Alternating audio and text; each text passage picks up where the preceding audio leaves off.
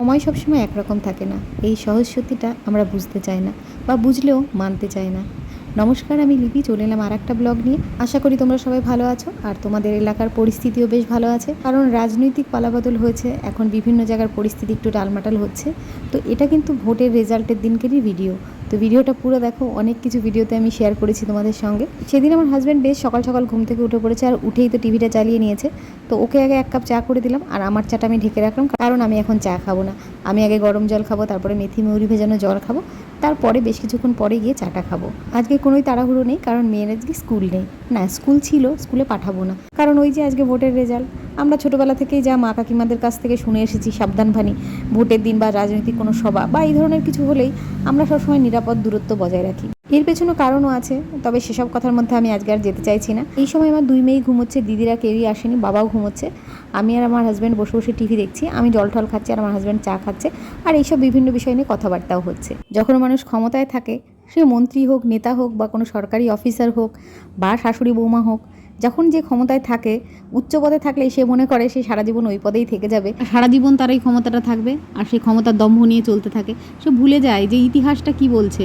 ইতিহাসটা সবাই ভুলে যায় যে ক্ষমতা সারা জীবন একরকম থাকে না, মানুষের পরিস্থিতি একরকম থাকে না, সময় পরিবর্তিত হতে থাকে।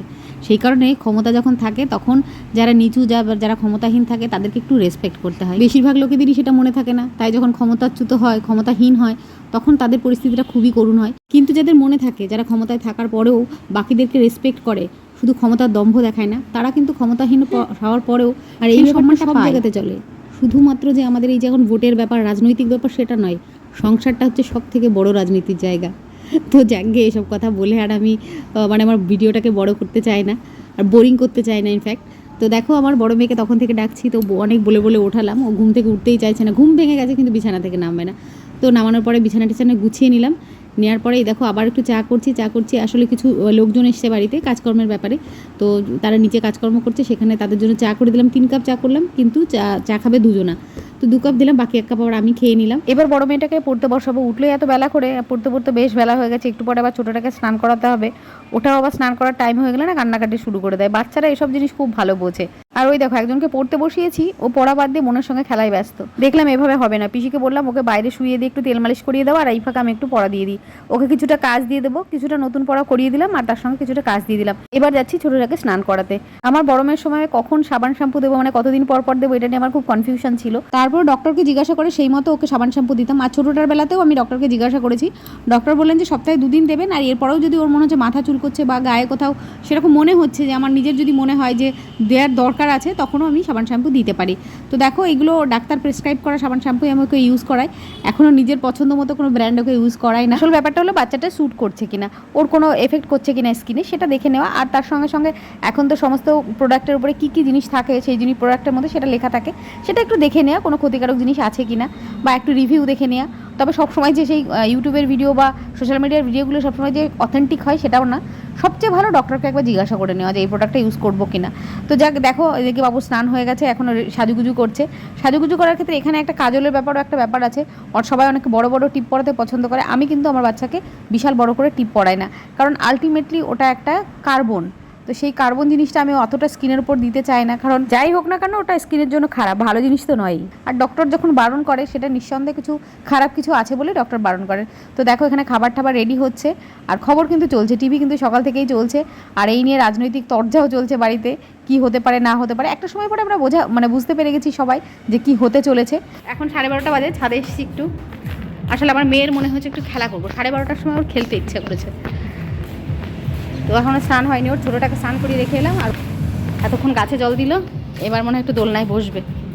আর আজকে তো ভোটের রেজাল্ট, রাস্তাঘাট পুরো ফাঁকা, দেখো একদম ফাঁকা শুনশান। সব মালপত্র এলো, ভ্যান দাঁড়িয়ে রয়েছে, মালপত্র রেখে গেল।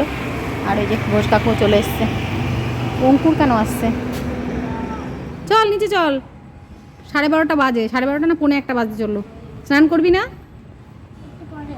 তো স্নান হবে, তারপর দাদু স্নান করবে, কিন্তু লেট হয়ে যাবে। চল মা। ছাদে খেলাধুলা করে এসে নিচে স্নান টান করে নিল, তারপর ওকে ভাত মেখে দিলাম, খেয়ে নেবে এখন। আর এখানে দেখো আমার ভীষণ খিদে পেয়ে গেছে, আমি একটু ছাতু গুলে নিলাম। এই সময় নিচে এসে খবর দেখলাম, মোটামুটি একটা ধারণা করা হয়ে গেছে, 70% বোঝা যাচ্ছে যে কি হতে চলেছে রেজাল্ট। আর ফেসবুকে তো দেখলাম বিভিন্ন জায়গায় উচ্ছ্বাস হতে শুরু হয়ে গেছে মানুষজনের, মানে জয় হতে চলেছে, তারা বুঝতে পেরে গেছে।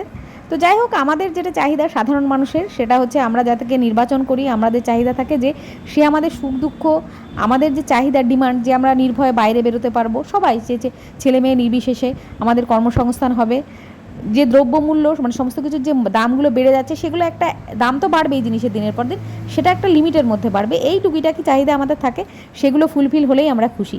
তো দেখো এখানে গিয়ে খাওয়া দাওয়া করে গিয়ে শুয়েছি, আর ছোটোটাকে ঘুমও পাড়িয়ে দিয়েছি। হঠাৎ দেখছি বাইরে বৃষ্টি হচ্ছে, অদ্রিজাকে নিয়ে এলাম বাইরে। আমরা তো বৃষ্টির মধ্যে খেলে বেড়াতাম, ওদের তো আর সে সুযোগ নেই, এখন একটু জল নিয়ে খেলা করছে, আর আমার গায়ে দেখো জল মাখিয়ে দিচ্ছে। এবার চলে এলাম ঘরে, ছোটোটা তো ঘুমাচ্ছে এখনও, এবার ওকে বললাম একটু শুয়ে রেস্ট নিয়ে, ঘুমোতে তো চায় না। কিছুক্ষণ শুয়ে থাকার পরে দেখো উঠে পড়েছি, ছোটোটাকে পিসি নিয়ে গেল একটু ব্যালকনিতে দাঁড়াবে, আর আমি এদিকে ব্ল্যাঙ্কেটগুলো মানে এই কমফোর্টারগুলো ভাঁজ করে রাখছি। এই কমফোর্টারগুলো আমি মিশো থেকে কিনেছি, হালকা শীতের জন্য বা এসি চালালে বা বৃষ্টি টিষ্টি হলে যখন একটু হালকা ঠান্ডা পড়ে, সেই সময় না ভীষণ কার্যকারী এটা, আমার তো ভীষণ পছন্দ হয়েছে। তো এখন দেখো আমরা দুই মা মেয়েতে মিলে বিছানাটা চেনা গোছগাছ করছি। দেখো হয়ে গেল আমাদের বিছানা গোছানো, এবার যাবো সন্ধ্যা দিতে।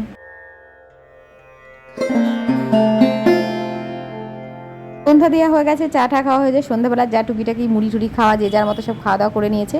এখন আমার অদ্রিজাকে নিয়ে পড়তে বসিয়েছে, ছোটোটা ওখানে খেলা করছে। তো কিছুক্ষণ পড়াশোনা করার পর ওকে একটু কাজ দিলাম, দিয়ে আমি ছোটোটাকে ঘুম পাড়ি, এখন যাবো রান্নাঘরে। আর এখন দেখো একটু আওয়াজ করা যাবে না, বাচ্চা যখন ঘুমাবে তখন সবাই একদম নিশ্চুপ হয়ে থাকতে পারে, না হলে বাবুদের ঘুম ভেঙে যাবে। তো আজকের ভিডিওটা এখানেই শেষ করছি, তোমরা সবাই ভালো থেকো, সুস্থ থেকো, সাবধানে থেকো, টাটা।